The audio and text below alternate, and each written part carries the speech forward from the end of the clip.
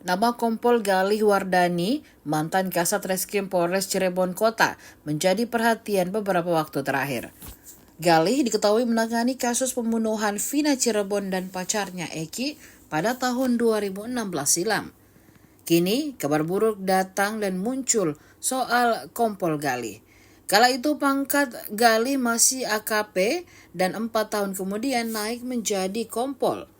Saat ini, dia menjadi sorotan karena terseret kasus Vina Cirebon. Berdasarkan informasi, Kompol Galih Wardani diperiksa Propam Mabes Polri pada Kamis 6 Juni 2024 malam. Diketahui dari Tribun News, sejak Kamis Propam Mabes Polri dan Polda Jabar menyambangi Mako Polres Cirebon Kota. Berdasarkan informasi di TKP, di Polres Cirebon itu juga terlihat Ibtu Rudiana, ayah kandung almarhum Eki. Diduga kuat, Ibtu Rudiana menjadi salah satu pihak yang diperiksa dalam kasus tersebut. Hanya saja ada satu nama yang memang diperiksa Propam Mabes Polri, yakni Kompol Galih Wardani, Kasat Reskrim Polres Cirebon Kota pada tahun 2016 silam.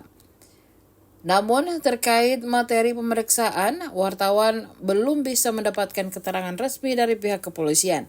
Berdasarkan fakta persidangan, Ibtu Rudiana menjadi pihak yang melakukan penangkapan terhadap 8 terpidana. Penangkapan itu setelah Ibtu Rudiana melakukan penelusuran di TKP dan bertanya ke sejumlah saksi.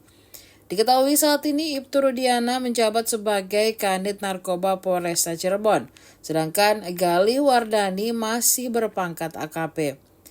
4 tahun setelah kasus Vina Cirebon, Galih Wardani ditugaskan menjadi Wakapolres Indramayu pada tahun 2020 lalu. Bahkan Galih Wardani juga naik pangkat dari sebelumnya AKP menjadi Kompol.